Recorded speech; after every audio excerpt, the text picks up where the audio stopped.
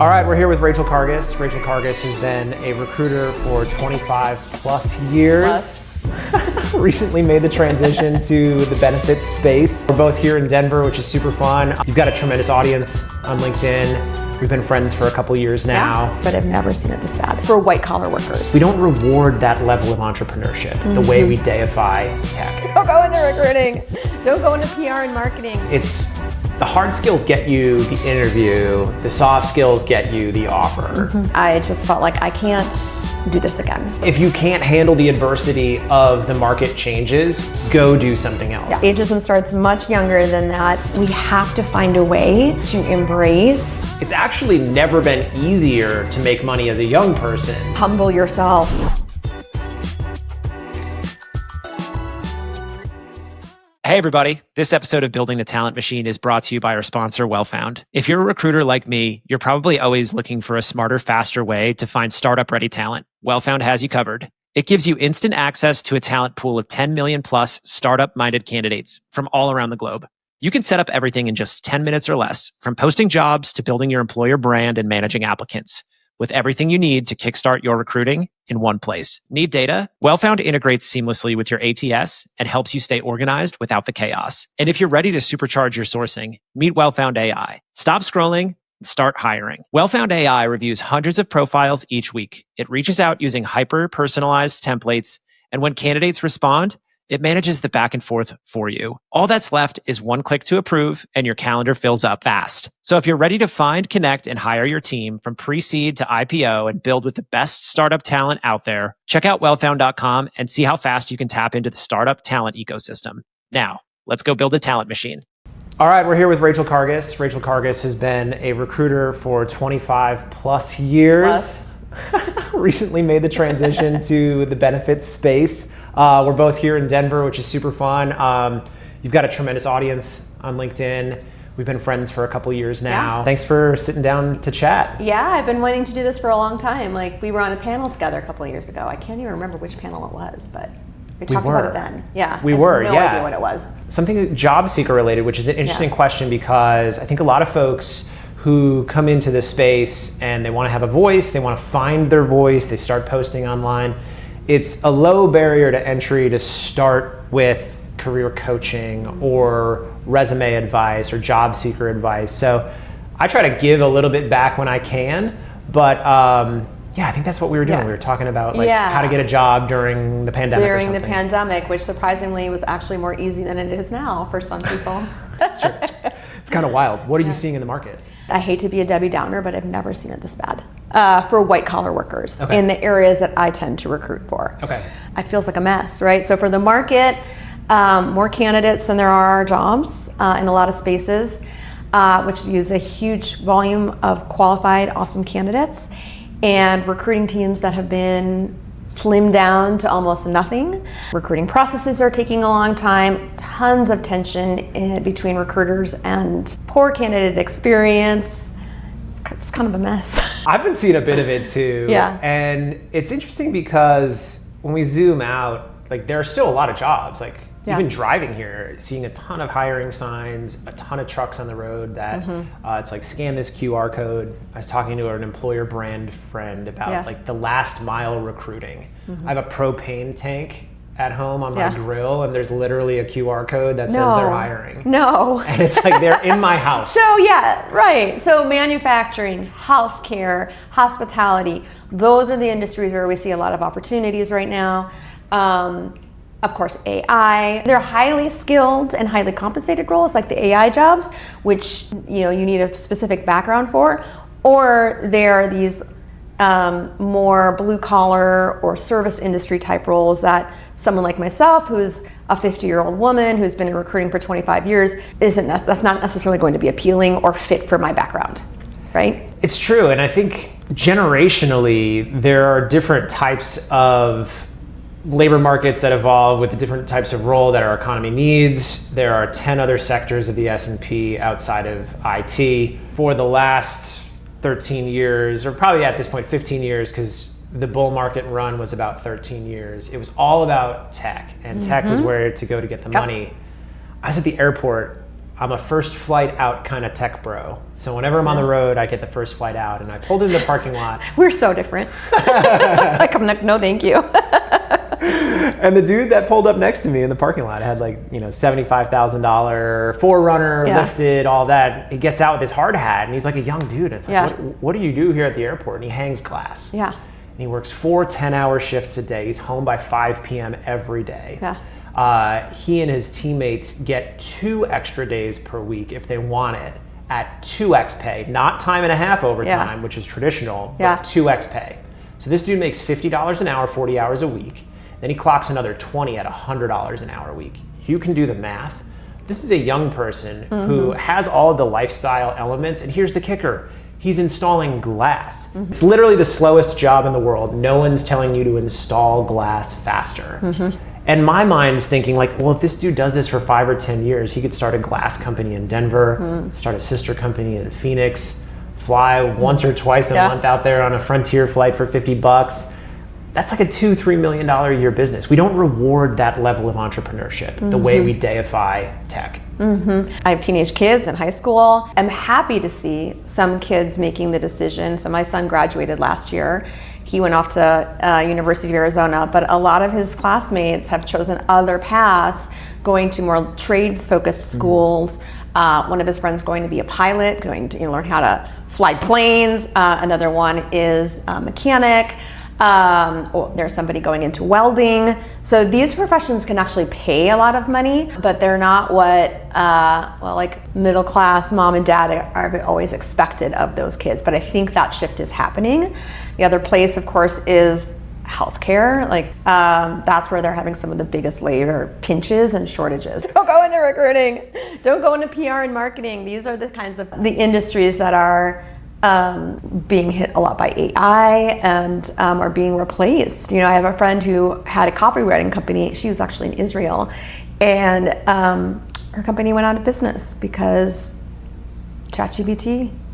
So it's interesting you say that, because this is like my life today far exceeds the expectations or vision I had for myself because of recruiting, because a recruiter gave me an opportunity.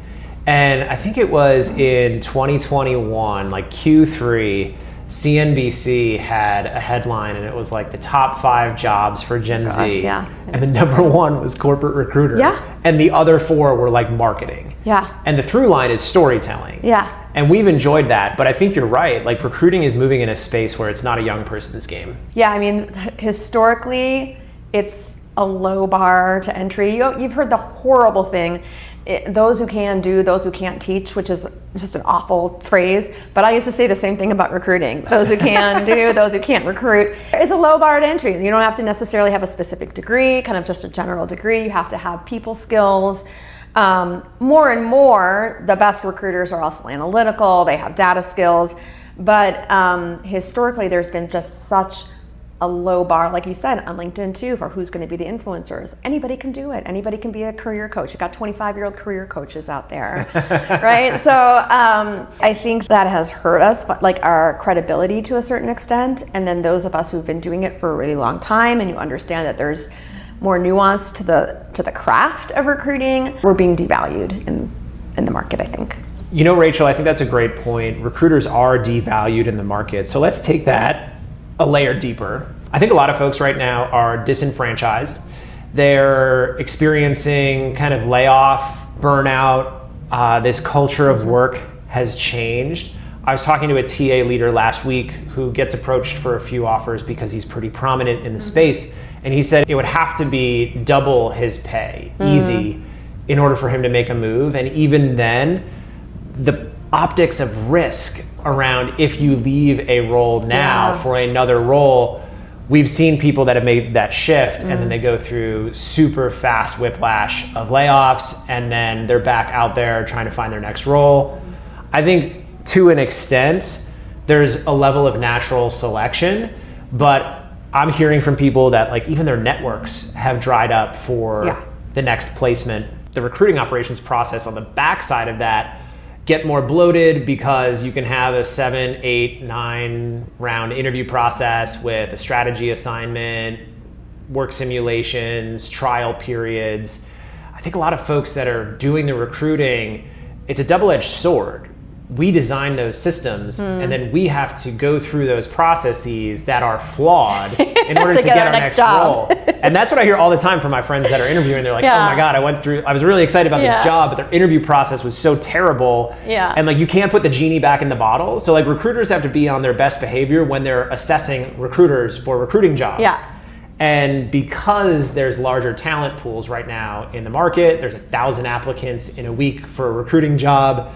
Companies are making the decision to be a little bit more discerning, double down on some of those lengthy processes, not jam somebody through in 48 hours the way it was a few years back. It's such an interesting kind of dichotomy. On the one hand, you have candidates screaming, the candidate experience is broken, this needs to move faster.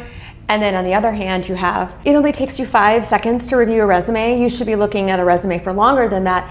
You should interview everybody that looks qualified. You should interview people that aren't qualified in case that they have the raw talent inside. You can't have it both ways. We have this many candidates in place. You need to either have processes to quickly screen candidates out based on certain criteria, or you're gonna have a longer, lengthier process because you're talking to more candidates, you're spending more time with each candidate to make sure that you have the right decision.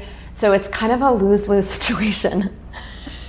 We also can't forget that we asked for this. We're complaining about the problem of too many applicants. Well, 5-8 years ago, we were asking the vendors to make it easier to apply. And we're seeing an interesting flip of a switch where headcount plans are buttoned up. So we're hiring fewer roles, but the cost per hire is increasing because of the operational expense to process the increased applications. So no wonder we have things like job screening questions, instant knockout questions for application submission, and then AI screening at the top of funnels so that we can still have semblance of a traditional candidate and recruiting funnel amidst the volume of potentially fraudulent applicants, fake candidates, unqualified candidates that somehow fell into the rec that have zero alignment to the skills and because AI is applying them to the jobs. I actually got approached. I haven't done any kind of brand partnerships on LinkedIn, but was getting approached by a few companies, and one of them was, I don't even remember what it was, but a company that applies candidates to jobs on the candidate's behalf without them even knowing. So we get a lot of noise in that mix. You're making me think of a LinkedIn conversation that I had, a post that I did recently, which got some backlash, which was around a candidate who was pretty good through the interview process, but then sent me all of their email communications with me were completely a mess, like grammatical problems, spelling problems, capitalization, tone. That was enough to screen that candidate out for me. And I had candidates, the message was, be sure you proofread your communication, be on top of it, because everything you do as a candidate right now matters. And the pushback I got was, well, maybe this person had English as a second language, maybe this person was dyslexic, you need to give this person a shot. At the end of the day, recruiters need to have some criteria to use in order to screen people out. And so it's not what job seekers want to hear, but it's the reality. And so we're going to use knockout questions. We're going to use things like your verbal and written communication to screen you out. Yes. And the way I think about it is it's the hard skills get you the interview, the soft skills get you the offer. And when you polish the touch points as a candidate, you're building connection with all of your stakeholders so that when you have that debrief as a recruiter with the team, everyone's a yes on that candidate because they've made a really strong impression. But when you think about what it's like to be a young person or what it's like to interact in the world, we went from the pandemic to this battle of RTO versus remote. And I think just in general, the way people consume information in an algorithm on their phone, they've lost the art of communication. So when your stakeholder or decision maker is somebody who's millennial, elder millennial, Gen X, it's a red flag when those candidates have glaring red flags around communication when they can't articulate in the type of professionalism or in the type of dynamic that you expect. And in this day and age, zero excuses. English is your second language. Chat GBT. Like there's zero. A company has and a right to make those types of decisions about their candidates. Who's going to be the best fit? Who's going to represent them as an organization? And our job as recruiters are to look for any flags and any hints that we can to vet those candidates and make sure we're finding the right person. So we're going to look at those flags. So Rachel, what advice do you have for a recruiter that might be out of work today that's looking to land their next role? Pivot. Let me tell you my story, right? So I was just, I've been in recruiting for over 25 years. I don't even know how many years right now. It's all I've ever done. And the market has been so cyclical, right? 2021, my inbox was getting hit up constantly. The job offers were coming, they were high compensation. It was a really exciting time. And I think even I got caught up in it, and I was a little short-sighted, and I built out big recruiting teams because we had these lofty startup scaling goals. And only to see those teams built back up, cut back. There's this back and forth pendulum. And the last, I got laid off in 2023, and I just felt like I can't do this again right now. And so I took some time off. I started my own consulting business, and I know that's really annoying to hear because that's a place of privilege, right? It is to be able to, have unreliable income. But I have a partner. I was able to do that.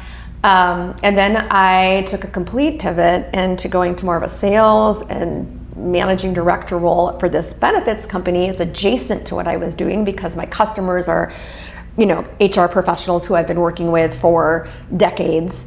So I took that pivot. Now that's not going to be the right thing for everybody. I think where I see the market heading, because recruiting is so cyclical, is more of the RPO model, more of the contracting model. So I think recruiters need to be open to working for those types of companies that can help an organization scale when they need to scale, and then can be easily dismantled. The team can be let go once that period of scale is over, and then they move on to the next client. So I think that's where the recruiting jobs are going to be, are in that RPO and consulting type model. I agree. And that takes a level of confidence to go out, launch a business, start an LLC, run biz dev, sell, negotiate. Those are the recruiters that I see who are differentiating themselves in this market. People who aren't afraid to sell.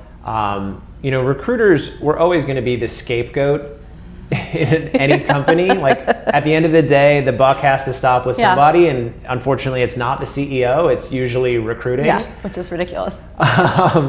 So if it weren't us, it would be somebody else. So I think once we have that level of ownership over our role, having a chip on our shoulder, embracing the suck. Yeah. Like, this is not glamorous work. We get to work with cool companies that become household names when you're working in tech startups. But at the end of the day, like, working in a tech startup isn't sexy. Yeah. It just sounds sexy and impressive at a cocktail party or a happy hour. Well, here's the other thing. When you're talking about like the sexiness of working for a tech startup, and I worked for, Open Table, I worked for, various fintech companies. Now in my consulting business, I'm going to where the work is, and it's not tech for me. I'm hiring salespeople for roofing companies. I hired a salesperson for a corporate security company, like things that are a little bit outside of what my experience has been that maybe sound a little less sexy, but that's where the needs are, and it's actually been really fun. So it is fun. Recruiting should be fun. Yeah. Like, if you're not having fun recruiting, like, don't do it. Yeah. Or like, if you can't handle the adversity of the market changes, go do something else. Yeah. Like, what did you think this was going to be? Well, I think people who got into it, like in 2021, thought it was going to be a big boom forever. I never made bigger salaries than I did in 2022 and 2023. It was great, and then it all fell apart. So I think, again, low barrier to entry. It was really good for a while, and so I think people had false expectations.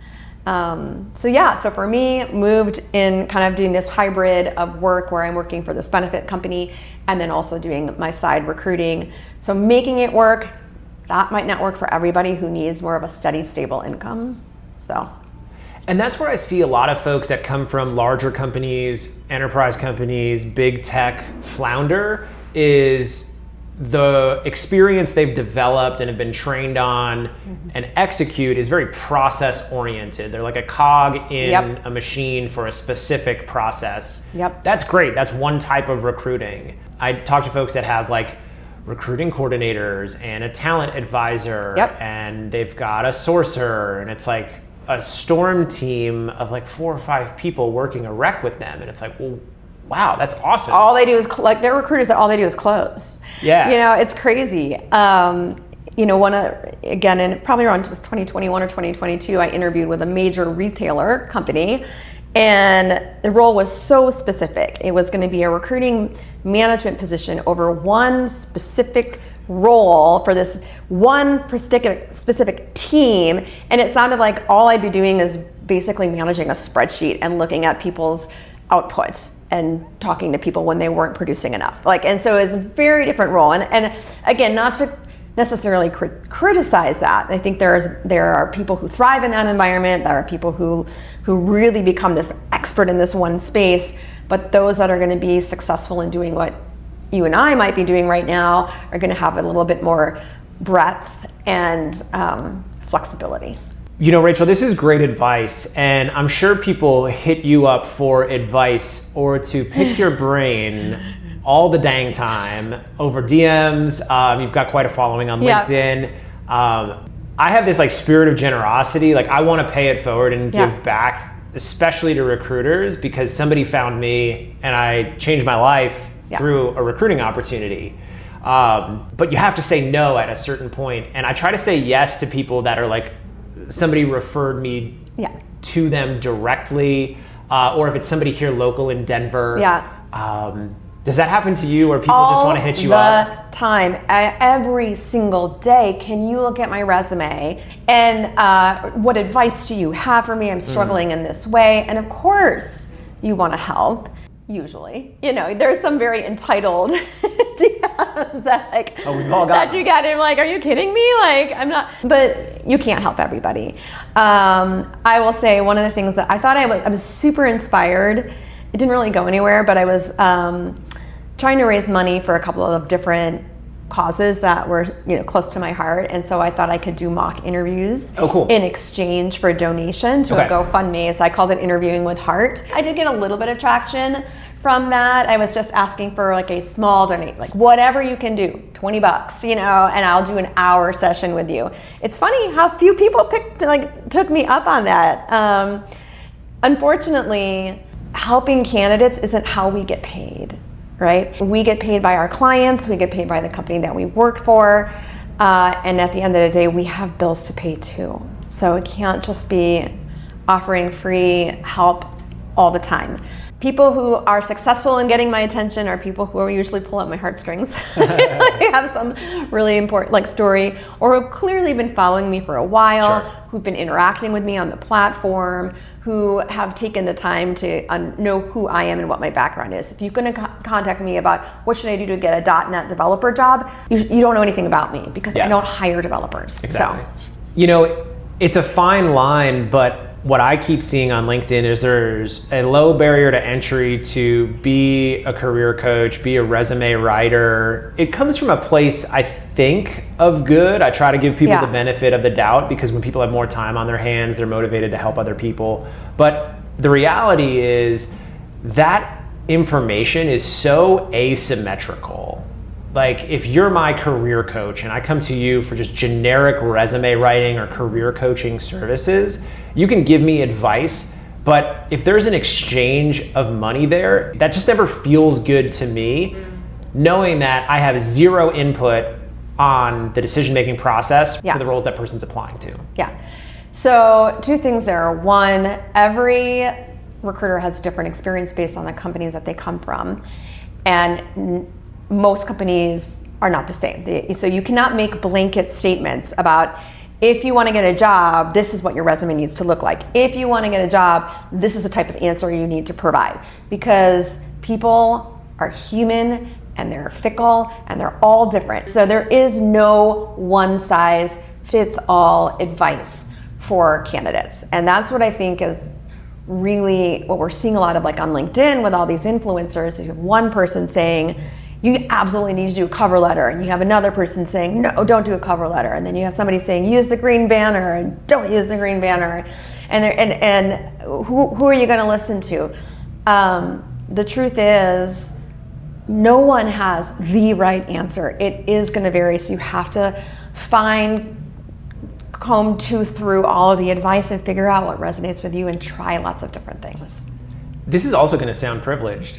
I think it comes down to selling yourself to an extent. Yeah. If you're constantly seeking advice or need affirmation from a person who you think is going to help benefit you financially, my advice and recommendation is to look within and figure out ways to position yourself, position your skills, find new ways to communicate across different channels with how you present the information. I think a lot of folks, perhaps recruiters who enjoyed those DMs and those emails when we were being courted with 75th percentile comp, the good old days when there were more recruiter jobs posted on LinkedIn than software engineers. It's like, if you're a recruiter, go sell. Find a way to add value, find a way to position your skills. Don't rely on the playbook that got you a great job 3 to 5 years ago. And if you're a recruiter, also don't be afraid to go sell. And if you're scared to sell, don't be afraid to pivot. There are a lot of other great career paths if you're a recruiter to pivot into, especially if you've got maybe 2 to 8 years of experience, or you've been doing this for a few years and have some good corporate experience. What are some of those paths that you think might be relatable for a recruiter? Definitely just general HR, although that's not necessarily any easier to break into right now either. HR jobs have been hit as well. But HR, you said sales, that's what I'm primarily doing right now, is selling to HR and talent acquisition professionals.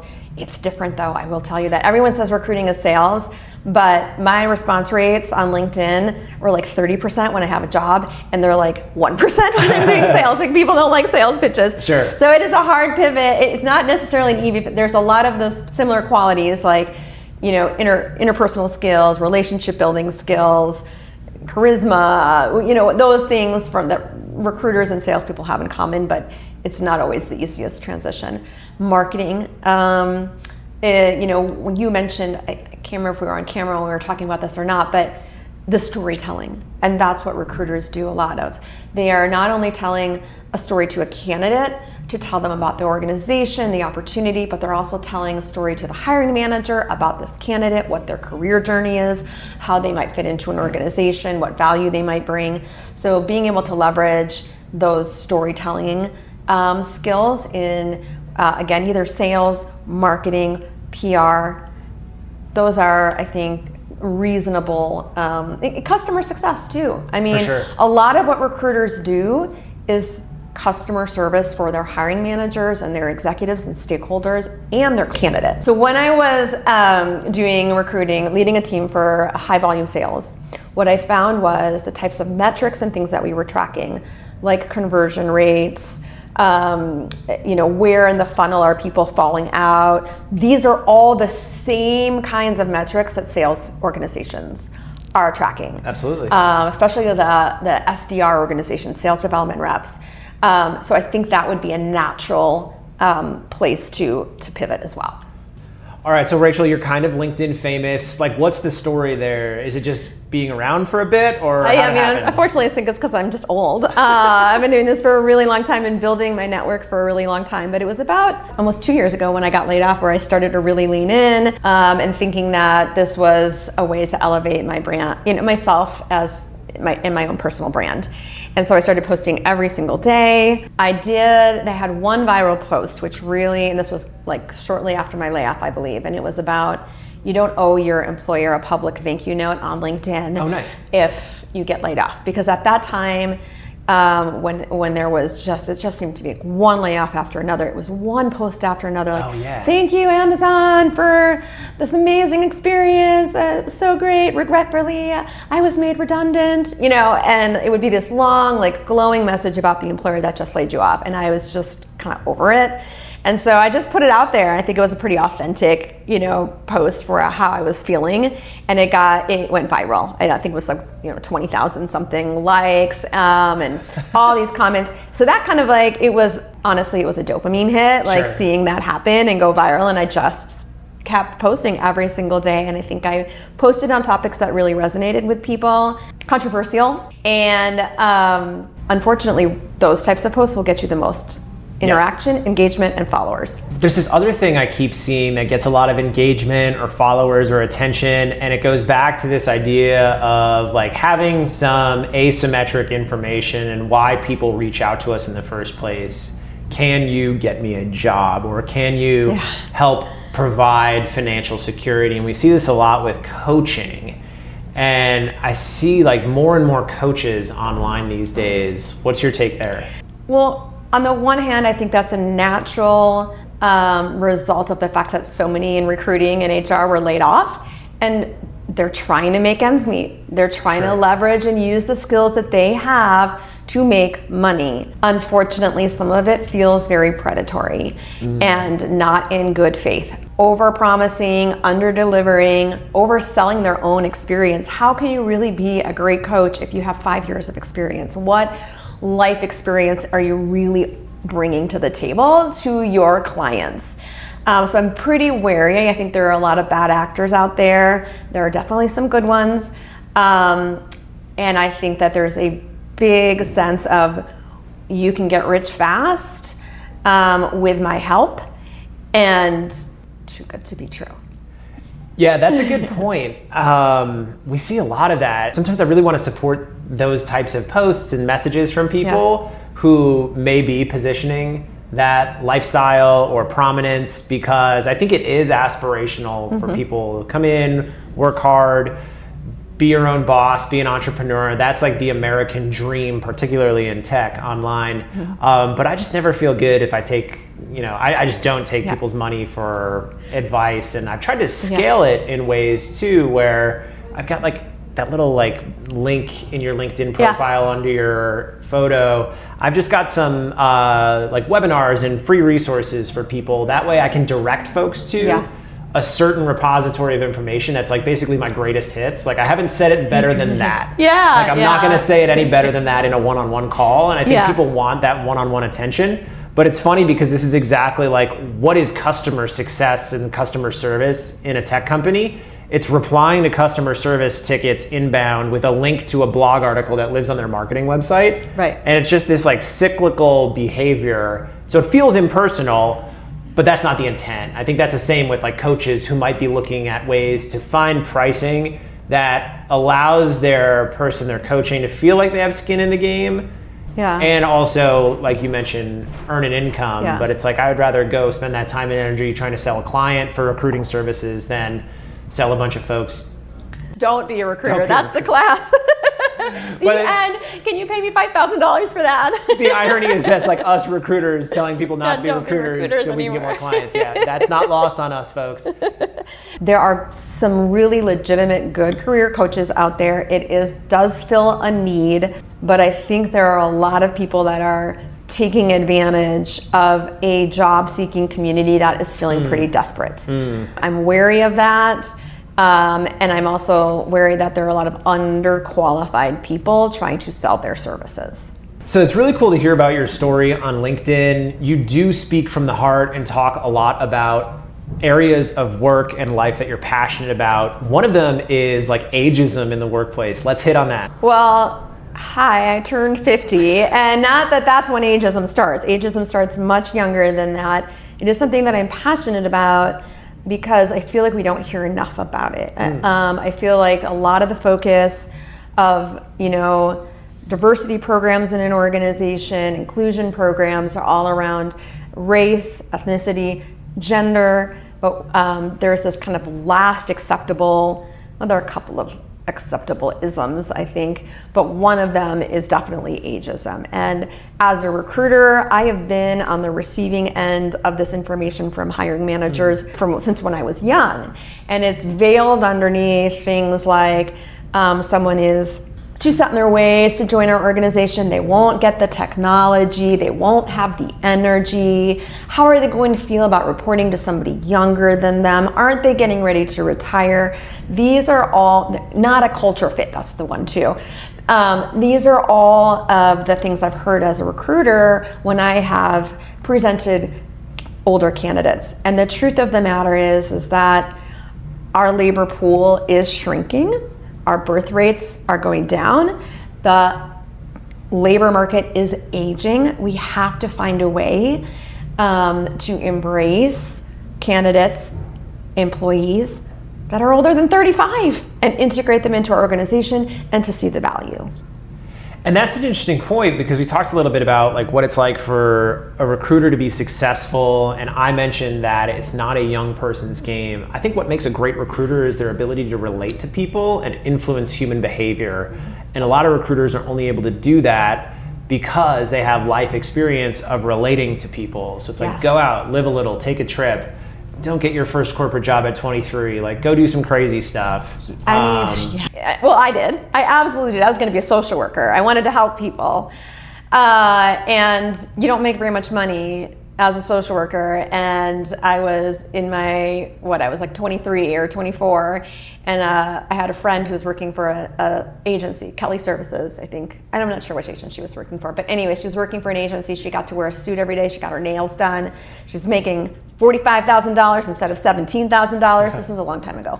And I just walked in at that time of my life and was able to fall into my career in recruiting. Well, that's the other thing that I wanted to mention is I had an executive recruiting job at age, I think I was 26 or 27. I knew nothing about corporate America, really. I'm trying to hire, VPs of defense companies, like huge companies on the one hand, and then working for a consumer packaged goods and looking for a buyer at another. And I was talking to these people who are, 40, 50, 60 plus years old and trying to interview them with zero context. And when we talk about low bar to entry, back then, especially for those executive search firms, like if you were pretty and you had a pulse, you could get a job. It's really now that I've been doing this for so long that I feel much more confident in my ability to actually admit what I don't know, so that I'm able to ask the right questions, both of the hiring manager and the candidates. Sometimes candidates will talk over my head, and I need to have the confidence to be able to say, hey, this industry isn't my industry. Can you give me a bit more context, or can you explain that to me? Or I don't know what that word means. And that comes with, some level of experience and maturity and confidence. That's such a great point around the kind of generalist versus specialist approach. Like, a specialist doesn't become a specialist overnight. Like, you could specialize in one of those areas and still have a placement on your record from 10 years back where it was like, that was the first time I did that. Yeah. And like when I first got into tech hiring, I'm just a recruiter. Yeah. I've happened to place VPs of engineering and DevOps folks and software engineers, rinse and repeat. But I don't pretend to be a technologist. I was never a tinkerer. I was never an engineer. Right. I think we should actually have regulation around the title engineer, and so that there's accountability as we move into the AI years, so that we know who's accountable. Yeah. Because anybody can call themselves a software developer, a software engineer. Anybody can call themselves a chef, an artist, a creative, a recruiter. But I think when it comes to technology, there is some sanctity around, well, where does the buck stop? Because as we look at job displacement and a shrinking labor pool, the diversification of the economy, it's actually never been easier to make money as a young person when you think about the gig economy, being a TikTok influencer. Like, you could get a camera and start posting on TikTok, and then all of a sudden you're getting paid by ByteDance. So I think we have to remember, like, the jobs are changing and we have to remain flexible. I think so. I think one of the issues we see with transitioning into kind of the gig economy, or people who are like, just be an entrepreneur, you got laid off, start your own company. Well, first of all, not everybody has the financial resources to do that. We can't forget about healthcare. Like, healthcare is really expensive. And God knows what's happening in our current environment with, insurance. It's not accessible for everybody to do what you're saying. What's one piece of advice you have for somebody that's working in-house as a recruiter, maybe they're working at a tech startup, to go back to their job on Monday and be better? I mean, humble yourself. I honestly think that was one of the biggest things for me. It is like, again, learning what you don't know. I think a lot of people are scared to show that kind of vulnerability. It's kind of like the fake it till you make it, and there's power in that, but it's also okay to be like, yeah, I don't know how to do this, or I don't understand what this means, and finding that mentor or finding that person who is going to teach it to you. So I think that's a really important thing. I think the other piece is, this was something that has evolved over my 25 plus years in recruiting. We were never a metric driven industry in the early days. It was all about people and relationships and feelings, and so some of that is still valid, a lot of that is, but it's also, now we're being asked to be more accountable to data and metrics and make more analytical decisions based on results. And I think the most successful recruiters are able to speak that business language to their stakeholders. Okay, so Rachel, you talked a little bit about pivoting. Tell us about your day-to-day right now. What are you working on? Yep. So it's been really interesting, and one of the things as I've gotten older, it's been more and more important for me to find real meaning in the work that I do. And I found that in different ways throughout my course of my career. Usually it was that I really enjoyed growing and mentoring younger recruiters. But now I'm able to work for an organization that I feel is like doing really good things in the world rather than producing, I don't know, some sort of technology for credit card processing. So this is a childcare benefit. And it's helping employers to support working parents, which of course is both men and women, but disproportionately impacting women. And I think what we talked about earlier with the shrinking labor force, one of the things that's happening is the cost of care, whether that is elder care or child care, is just going through the roof. You have little kids, you probably know this.